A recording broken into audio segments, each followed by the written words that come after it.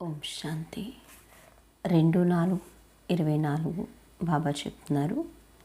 మధురమైన పిల్లలు, ఇతర సాంగత్యాలను త్రెంచి ఒక్కరితోనే సాంగత్యాన్ని జోడించండి. సోదర దృష్టితో చూసినట్లయితే దేహమును చూడరు. దృష్టి పాడవదు, వాణిలో శక్తి ఉంటుంది అని చెప్తున్నారు బాబా. ప్రశ్న: బాబా పిల్లలకు రుణపడి ఉన్నారా, లేక పిల్లలు బాబాకు రుణపడి ఉన్నారా? అర్థమైందా అందరికీ? బాబా పిల్లలకు రుణపడి ఉన్నారా, లేక పిల్లలు బాబాకు రుణపడి ఉన్నారా అని అడుగుతున్నారు. జవాబు: పిల్లలైన మీరు అధికారులు, బాబా మీకు రుణపడి ఉన్నారు. పిల్లలైన మీరు దానమునిస్తారు, కావున మీకు బాబా 1కి 100 రెట్లుగా ఇవ్వవలసి ఉంటుంది. ఈశ్వరార్థం మీరు ఏదైతే ఇస్తారో దానికి మరుజన్మలో ప్రతిఫలం లభిస్తుంది. మీరు పిడికిడు బియ్యాన్ని ఇచ్చి విశ్వానికి అధిపతులుగా అవుతారు. కావున మీరు ఎంత ఉదార హృదయులుగా ఉండాలి. నేను బాబాకు ఇచ్చానన్న ఆలోచన కూడా ఎప్పుడూ రాకూడదు అని చెప్తున్నారు బాబా. ఓం శాంతి. మ్యూజియం ప్రదర్శనలలో ఇది అర్థం చేయించాలి. ఎందుకంటే ఈ సమయంలో అందరూ బుద్ధిహీనులుగా ఉన్నారు.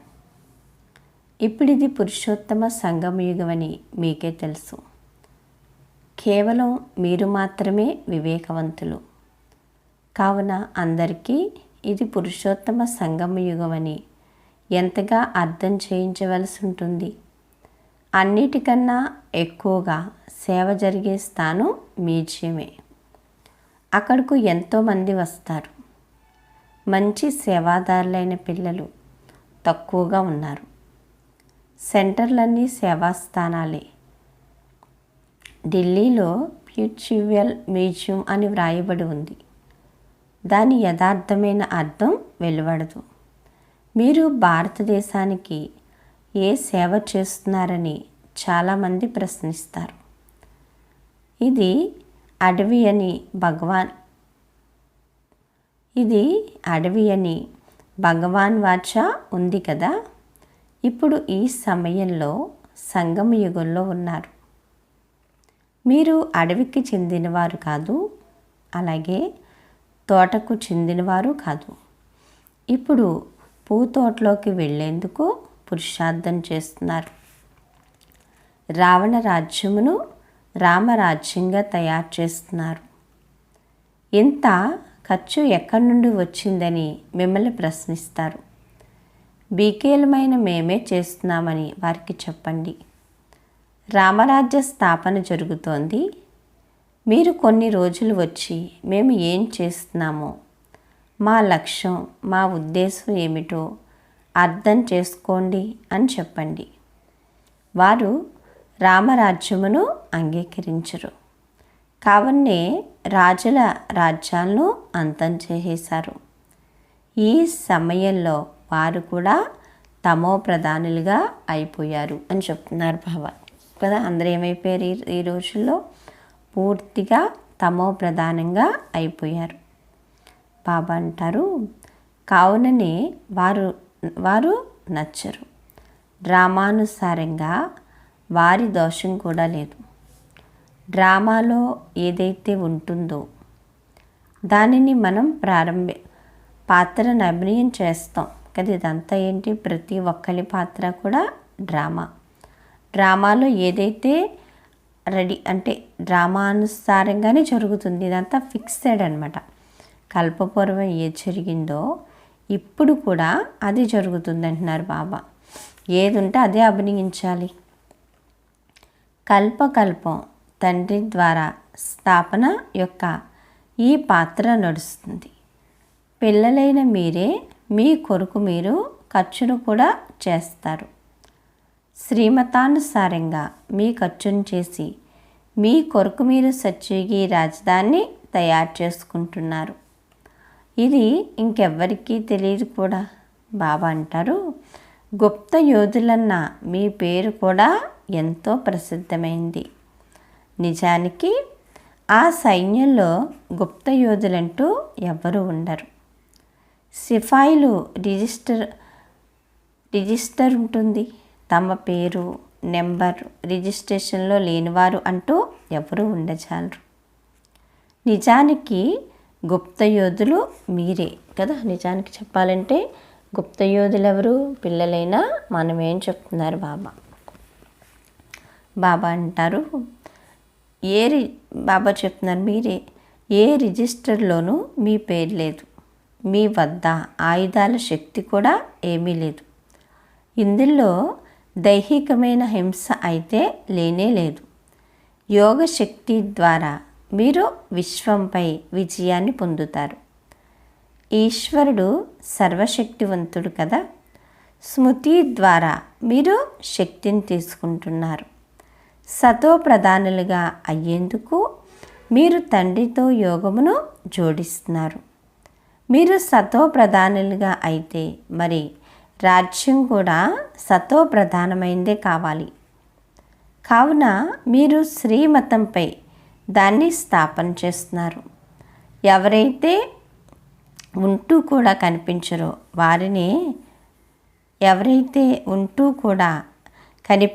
వారినే గుప్తమైన వారని అంటారు. మీరు శివబాబాను కూడా ఈ కన్నుల ద్వారా చూడలేరు. మీరు గుప్తమైన వారే. అలాగే మీరు శక్తిని కూడా గుప్తంగానే తీసుకుంటున్నారు కదా. బాబా శక్తి కూడా ఎలా ఇస్తారు? పిల్లలకి గుప్తంగానే ఇస్తారు.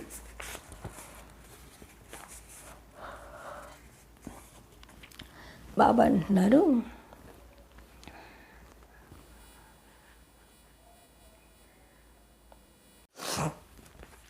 బాబా చెప్తున్నారు శక్తిని కూడా గుప్తంగానే తీసుకుంటున్నారు. మేము పద్ధతుల నుండి పావనులుగా అవుతున్నామని మరియు పావనంగా ఉండడంలోనే శక్తి ఉంటుందని మీరు అర్థం చేసుకున్నారు. సత్యయుగంలో మీరందరూ పావనంగా ఉంటారు. దాని 84 జన్మల కథనే బాబా తెలియచేస్తున్నారు. మీరు తండ్రి నుండి శక్తిని తీసుకుని పవిత్రంగా అయ్యి మళ్ళీ పవిత్ర ప్రపంచంలో రాజ్యభాగ్యాన్ని పొందుతారు. బాహుబలంతో ఎప్పుడూ ఎవరూ విశ్వంపై విజయాన్ని పొందలేరు. బాబా అంటారు, ఇది యోగశక్తి యొక్క విషయం. వారు పోట్లాడతారు, కానీ రాజ్యం మీ చేతిలోకే రానున్నది. తండ్రి సర్వశక్తివంతుడు కావున వారి నుండి శక్తి లభించాలి కదా. మీరు తండ్రిని మరియు రచన ఆది మధ్యాంతరాలను కూడా తెలుసుకున్నారు అని చెప్తున్నారు బాబా అంటారు, మనమే సుదర్శన చక్రధారులమని మీకు తెలుసు. ఇది అందరికీ స్మృతిలో ఉండదు. పిల్లలైన మీకు ఇది స్మృతిలో ఉండాలి. ఎందుకంటే పిల్లలైన మీకే ఈ జ్ఞానం లభిస్తుంది. బయట వారు ఎవరు దీన్ని అర్థం చేసుకోలేరు. కావుననే వారిని సభలో కూర్చోబెట్టడం జరగదు. బాబా చెప్తున్నారు, పతిత పావనుడైన తండ్రిని అందరూ పిలుస్తారు, కానీ ఎవ్వరూ తమను పతితులుగా అయితే భావించరు కదా. పతిత పావన రా అని పిలుస్తారు, కానీ స్వయం పతితులంటే ఎవరు ఒప్పుకోరు. పతిత పావన సీతారామని అంటూ ఏదో నామమాత్రంగా పాడతారు. మీరందరూ ప్రేయస్సులు. బాబా ఎవరు? ప్రియుడు. వారు సర్వుల యొక్క సద్గతిని ఇచ్చేందుకే వస్తారు. పిల్లలైన మీ సింగారంను చేయిస్తారు. మీకు డబల్ ఇంజన్ లభించింది. బాబా చెప్తున్నారు, మనకి ఏం లభించింది? ఇప్పుడు డబల్ ఇంజను లభించింది. రోల్స్ రాయల్స్లో ఇంజన్ చాలా బాగుంటుంది. బాబా కూడా అటువంటి వారే. పతిత పావనరా, మమ్మల్ని పావనంగా తయారు చేసి తోడుగా తీసుకువెళ్ళు అని పిలుస్తారు కదా. ఇప్పుడు చూడండి, పెద్ద పెద్ద వాటికి అలాగే కొండలపై వెళ్ళే వాటికి డబల్ ఇంజిన్ ఉంటుంది. సింగిల్ ఇంజిన్ అయితే గమ్మున ఏ తేడా వచ్చినా వెంటనే ఇంకో ఇంజిన్ రెడీగా ఉండాలి అని చెప్పి డబల్ ఉంటాయి. అలాగే బాబా కూడా ఇప్పుడు ఏం చెప్తున్నారు మనకి, మీకు డబల్ ఇంజిన్ ఉంది మిమ్మల్ని నడిపించడానికి అని చెప్తున్నారు. మరి ఎంత స్పీడ్గా వెళ్ళాలి డబల్ ఇంజిన్ అంటే? చెప్పండి మరి. బాబా కూడా అటువంటి వారే. పతిత పావన రా, మమ్మల్ని పావనంగా తయారు చేసి తోడుగా తీసుకువెళ్ళు అని పిలుస్తారు. మీరందరూ శాంతిలో కూర్చున్నారు. ఎటువంటి వాయిద్యాలు మోగించరు కదా. కష్టమనే విషయమేదీ లేదు. నడుస్తూ తిరుగుతూ బాబాను స్మృతి చేస్తూ ఉండండి. ఎవరు కనిపిస్తే వారికి దారిని చూపుతూ ఉండండి. నా యొక్క లేక లక్ష్మీనారాయణులు, రాధాకృష్ణులు మొదలైన వారి యొక్క భక్తులు ఎవరైతే ఉన్నారో వారికి జ్ఞానం ఇవ్వాలి. దీనిని వ్యర్థం చెయ్యరాదు. పాత్రలకే దానాన్ని ఇవ్వాలి కదా. బాబా యొక్క సందేశం ఇవ్వాలి, జ్ఞానం చెప్పాలన్నా పాత్ర నెరిగి దానం చేయండి అని చెప్తున్నారు బాబా కదా. ఇచ్చేసామంటే ఇచ్చేసాం కాదు, అది వాళ్ళకి ఉపయోగపడుతుందా లేదా, వాళ్ళకి అర్థమవుతుందా లేదా అనేది చూసి అప్పుడు ఇవ్వండి అంటున్నారు బాబా. బాబా చెప్తున్నారు, ఎందుకంటే పాత్రులకే దానాన్ని ఇవ్వడం జరుగుతుంది. పతిత మనుషులు పతితులకే దానమిస్తూ ఉంటారు. తండ్రి సర్వశక్తివంతుడు. వారి నుండి శక్తిని తీసుకుని మీరు ఉత్తములుగా అవుతారు. రావణుడు ఎప్పుడైతే వస్తాడో అప్పుడు కూడా అది ద్వాపర త్రేతాయుగాల సంగమం కదంటే. సత్యయుగం అయిపోయి త్రేతాయుగం అయిపోయి ద్వాపరయుగం ఇంకా వస్తుందన్నమాట. బాబా చెప్తున్నారు, ఇప్పుడు ఈ సంగమయుగం కలియుగం మరియు సత్యయుగాల సంగమయుగం. జ్ఞానం ఎంత సమయం మరియు భక్తి ఎంత సమయం నడుస్తుందో ఈ విషయాలన్నింటినీ మీరు అర్థం చేసుకుని ఇతరులకు అర్థం చేయించాలి. ముఖ్యమైన విషయం అనంతమైన తండ్రిని స్మృతి చేయడమే. ఎప్పుడైతే అనంతమైన తండ్రి ఇస్తారో అప్పుడు వినాశనం కూడా జరుగుతుంది. మహాభారత యుద్ధం ఎప్పుడు జరిగింది? ఎప్పుడైతే అనంతమైన తండ్రి వస్తారో అప్పుడే వినాశనం కూడా జరుగుతుంది. మహాభారత యుద్ధం ఎప్పుడు జరిగింది? ఎప్పుడైతే భగవంతుడు రాజయోగాన్ని నేర్పించారో అప్పుడు జరిగింది. కొత్త ప్రపంచం ఆది, పాత ప్రపంచం అంతిమం అనగా వినాశనం జరగనున్నదని అర్థమవుతుంది. ప్రపంచం ఘోర అంధకారంలో పడి ఉంది. బాబా అంటున్నారు, ఇప్పుడు దానిని మేల్కొల్పాలి. అర్ధకల్పం నుండి నిద్రిస్తున్నారు. స్వయాన్ని ఆత్మగా భావిస్తూ సోదర దృష్టితో చూడండి అని బాబా అర్థం చేయించారు. అప్పుడు మీరు ఎవరికైనా జ్ఞానమును ఇస్తే మీ వాణిలోకి శక్తి వస్తుంది. ఆత్మయే పావనంగా మరియు పతితంగా అవుతుంది. ఆత్మ ఎప్పుడైతే పావనంగా అవుతుందో అప్పుడే శరీరం కూడా పావనంగా అవ్వగలదు. బాబా అంటున్నారు, అందరూ పావనంగా అవ్వాలి. కొందరు యోగ బలం ద్వారా, కొందరు శిక్షల ద్వారా. స్మృతి యాత్రలోనే శ్రమ ఉంది. బాబా చెప్తున్నారు, బాబా అభ్యాసం కూడా చేయిస్తూ ఉంటారు. కొందరు బాబా చెప్తున్నారు,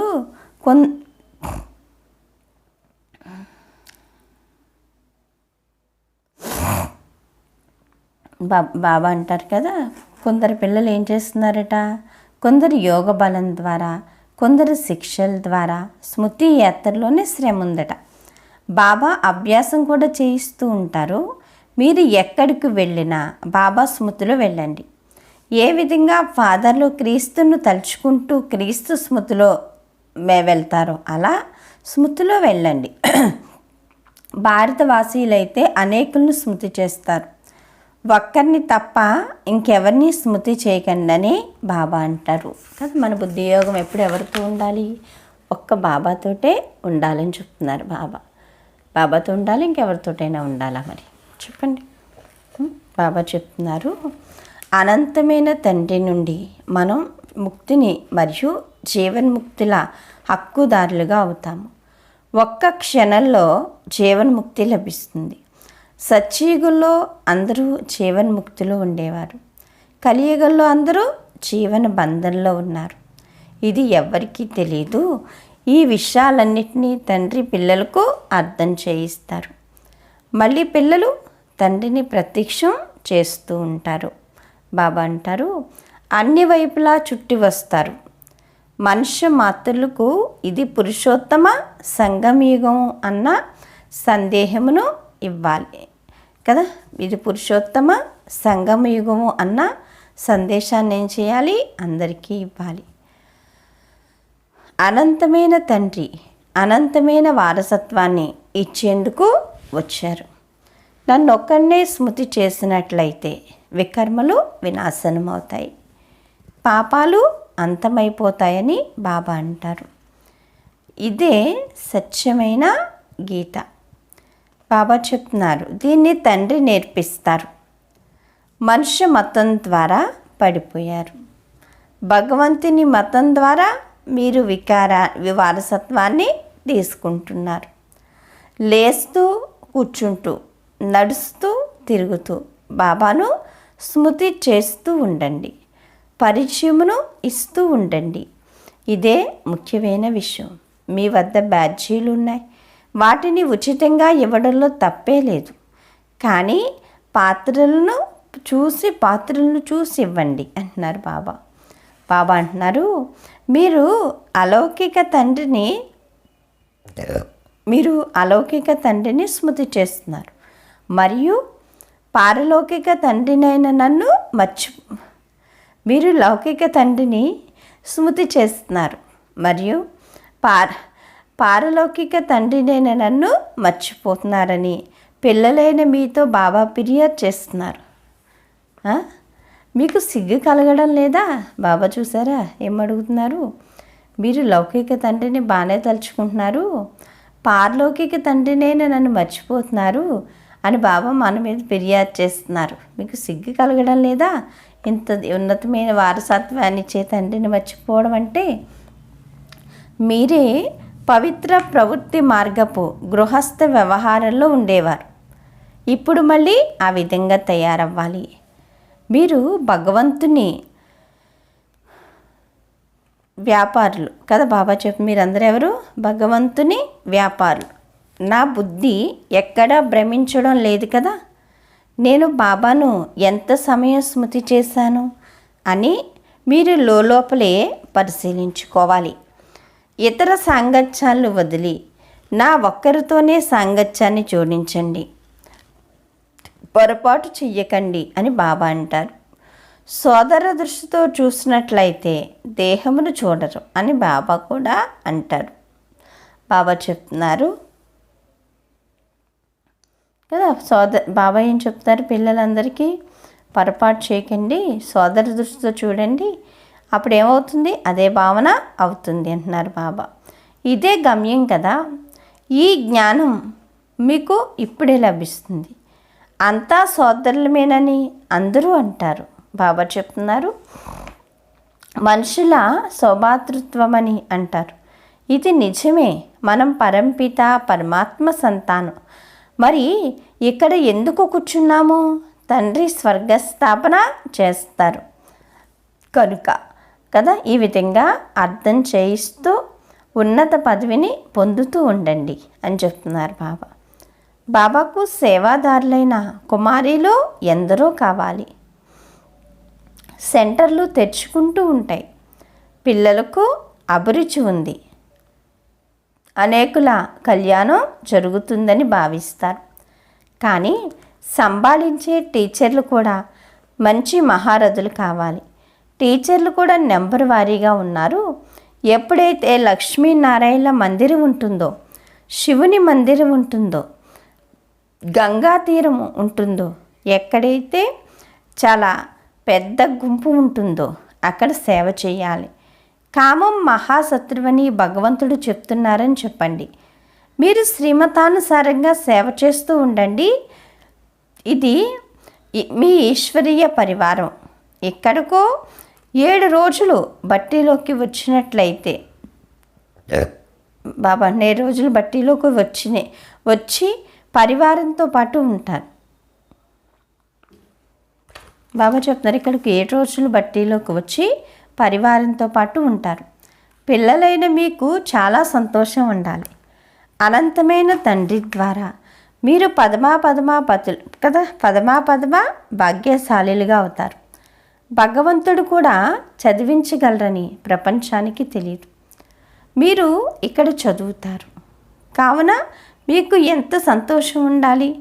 మనం ఉన్నతంగా అయ్యేందుకు చదువుతున్నాము. మరి ఎంత ఉదార హృదయులుగా ఉండాలి. మీరు తండ్రిని రుణపడేలా చేస్తున్నారు. ఈశ్వరార్థం ఏదైతే ఇస్తారో దానికి మరుజన్మలో అంతగా ప్రతిఫలం పొందుతారు కదా. మీరు బాబాకు స్వదర్శన చక్రాన్ని ఇచ్చేశారు కావున బాబా కూడా మీకు స్వదర్శనమును ఇవ్వవలసి ఉంటుంది. నేను బాబాకు ఇచ్చాను అన్న మాటలో కూడా బాబా చెప్తున్నారు. మేము బాబాకు ఇచ్చాను అన్న ఆలోచన కూడా మీకు ఎప్పుడూ రాకూడదు. బాబా అంటారు, మేము ఎంతగా ఇచ్చాము కానీ మా పాలన ఎందుకు జరగట్లేదని చాలామందికి లోపల చింత నడుస్తుందట కదా. మేము ఇంతంత ఇచ్చాము బాబాకి, అయినా సరే మా పాలన జరగట్లేదేంటి, మమ్మల్ని బాగా చూడట్లేదేంటి ఇలా అనుకుంటారట. అందుకని బాబా చెప్తున్నారు, ఎప్పుడు ఇచ్చామనే సంకల్పం చేయకండి. మనం ఇచ్చిందైతే ఏముంది, ఏమీ లేదు. అంతా బాబా ఇచ్చిందే మళ్ళీ తిరిగి ఏం చేస్తున్నారు, బాబా యొక్క సేవకే ఇస్తున్నారు కదా. అలా చేయండి అంటున్నారు బాబా. బాబా అంటున్నారు, నేను బాబాకి ఇచ్చానన్న ఆలోచన కూడా మీకు ఎప్పుడూ రాకూడదు. మేము ఎంతగా ఇచ్చాము కానీ మా పాలన ఎందుకు జరగట్లేదు అని అందరూ అంటారట. లోపల చింత నడుస్తుంది. మీరు పిడికెడు బియ్యాన్నిచ్చి విశ్వరాజ్యమహాల్ని పొందినట్లుగా చూపిస్తారు కదా. బాబా అంటున్నారు, మీరు పిడికెడు బియ్యాన్ని ఇచ్చి విశ్వరాజ్యాధికారాన్ని తీసుకుంటారు. బాబా దాత కదా. రాజులు రాయల్గా ఉంటారు. ఎప్పుడైతే రాజులను మొట్టమొదట కలుసుకోవడం జరుగుతుందో అప్పుడు నజరానా ఇచ్చేవాళ్ళం. వారు ఎప్పుడూ చెయ్యి పెట్టేవారు కాదు. సెక్రటరీ వైపుకు చూసేవారు. మరి దాన్ని కదా బాబా చెప్తున్నారు, చూసేవారు. మరి దాన్నైతే శివబాబా ఎలా తీసుకుంటారు? వీరు అనంతమైన తండ్రి కదా, వారి ముందు మీరు నజరానా పెడతారు అని బాబా అర్థం చేయించారు కదా. బాబా చెప్తున్నారు,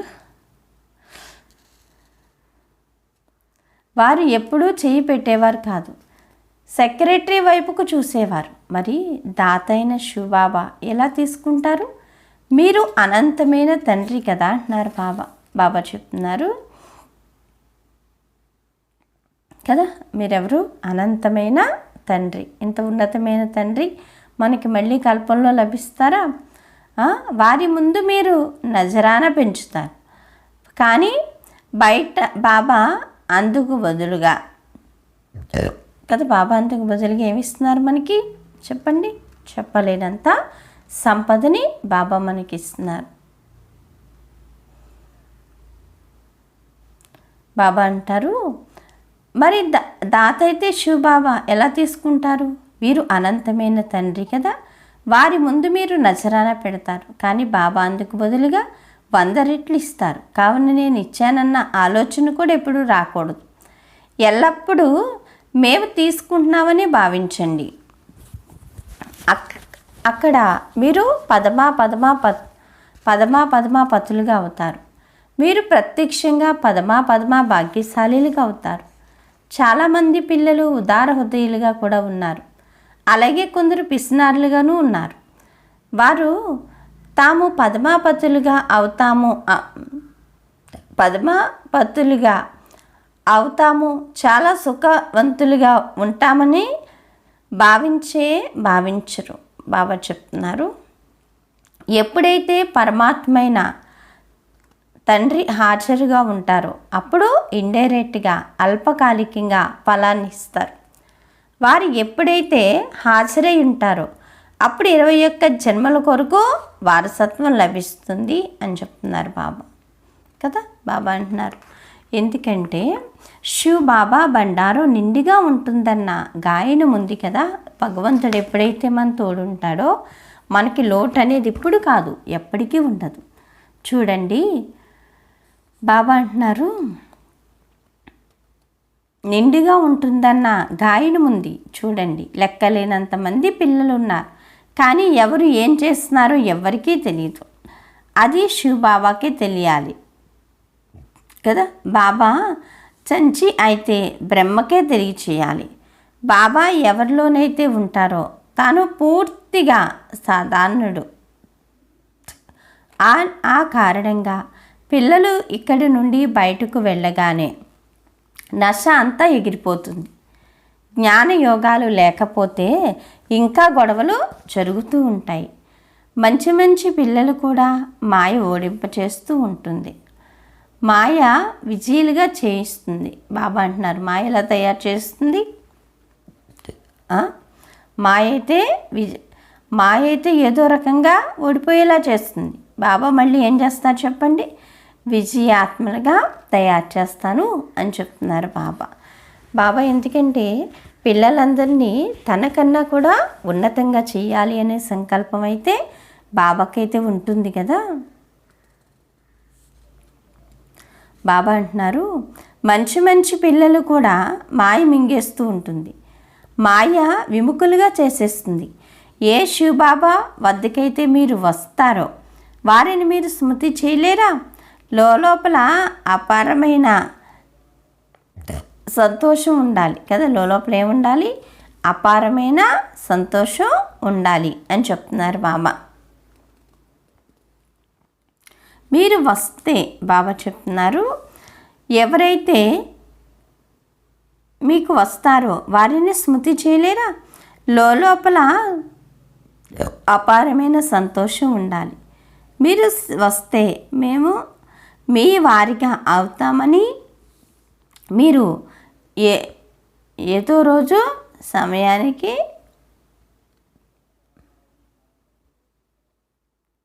మీరు బాబా అంటారు లోపల అపారమైన సంతోషం ఉండాలి. మీరు వస్తే మేము మీ వారిగా అవుతామని మీరు ఏ రోజును గురించి అయితే అన్నారో ఆ రోజు ఇప్పుడు వచ్చింది. భగవంతుడు వచ్చి దత్తత తీసుకుంటారు. మరి వారిని ఎంతటి అదృష్టవంతులని అంటారని మరి ఎంత సంతోషం ఉండాలి. కానీ మాయ ఈ సమయాన్ని ఎగరగొట్టేస్తుంది కదా. మాయ ఏం చేస్తుంది, ఈ సమయాన్ని ఎగరగొట్టేస్తుంది. బాబాకి మనకి ఉండే కనెక్షన్ని కట్ చేసేయడానికి ప్రయత్నం చేస్తుంది. అందుకని బాబా స్మృతిని ఎప్పుడు వదలకండి. నిరంతరం కూడా ఏం చేయండి, బాబా స్మృతిలో ఉంటే మాయ ఏ రూపంలోనూ కూడా మిమ్మల్ని ఇబ్బంది పెట్టదు అని చెప్తున్నారనమాట బాబా. అచ్చా మధురాతి మధురమైన ఆత్మీక పిల్లలకు మాతాపిత బాప్దాదాల ప్రియ స్మృతులు మరియు గుడ్ మార్నింగ్. ఆత్మీక పిల్లలకు ఆత్మీక తండ్రి నమస్తే. ధారణ కొరకు ముఖ్య సారం. ఫస్ట్ పాయింట్, భగవంతుడు మనల్ని దత్తత తీసుకున్నారు, వారే మనల్ని టీచర్లుగా అయ్యి చదివిస్తున్నారు అంటూ మీ పదమా భాగ్యమును తలుచుకుంటూ సంతోషంగా వెళ్ళాలి. సెకండ్ పాయింట్, ఆత్మలైన మనం సోదరులము అన్న ఈ దృష్టిని పక్కా చేసుకోవాలి. దేహంను చూడకూడదు. భగవంతునితో ప్రతిజ్ఞ చేసి తర్వాత ఇక బుద్ధిని భ్రమింప చేయకూడదు. వరదానము, ఈ అలౌకిక జీవితంలో సంబంధపు శక్తి ద్వారా అవినాశి స్నేహం మరియు సహయోగాన్ని ప్రాప్తి చేసుకునే శ్రేష్ఠ ఆత్మభవ.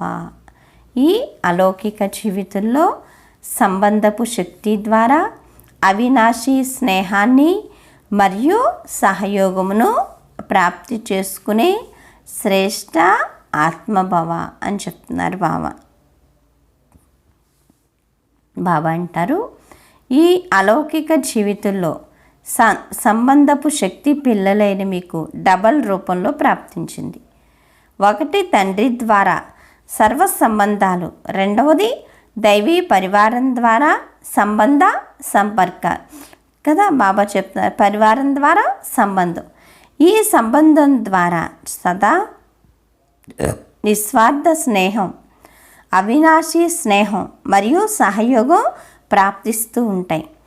కావున మీ వద్ద సంబంధపు శక్తి కూడా ఉంది. మీరు ఎటువంటి శ్రేష్ట అలౌకిక జీవితం కలిగిన శక్తి సంపన్నులు కదా. బాబా చెప్తున్నారు శక్తి సంపన్న వరదాని ఆత్మలు కదా. కావున ఆర్జీ పెట్టుకునేవారిగా కాకుండా సదా సంతోషంగా తీసుకునేవారిగా అవ్వండి అని చెప్తున్నారు బాబా. స్లోగన్ను, ఏ ప్లాన్ అయినా విధేహిగా సాక్షులుగా అయ్యి ఆలోచించండి మరియు క్షణంలో ప్లెయిన్ స్థితిని తయారు చేసుకుంటూ నడవండి. బాబా ఏం చెప్తున్నారు, ఏ ప్లాన్ అయినా విధేహిగా సాక్షిగా ఏం చేయండి, ఆలోచించండి మరియు క్షణంలో రిజల్ట్ వస్తుంది. అలాగే ప్లెయిన్ స్థితిని తయారు చేసుకుంటూ ఉండండి. అప్పుడు మన కదా శ్రమలో ఫలితం మనకే లభిస్తుంది అని చెప్తున్నారు బాబా. మధురాతి మధురమైన ఆత్మీక తండ్రికి ఆత్మీక పిల్లల యొక్క ప్రియ స్మృతులు. గుడ్ మార్నింగ్ మరియు నమస్తే నమస్తే నమస్తే. మధురమైన బాబా, ప్రియమైన బాబా, నా బాబా, ధన్యవాదాలు బాబా. ఓం శాంతి. ఈరోజు సమానం నేను శ్రేష్ఠ భాగ్యశాలి ఆత్మని అనుకోండి. నేను శ్రేష్ఠ భాగ్యశాలి ఆత్మను. ఓం శాంతి.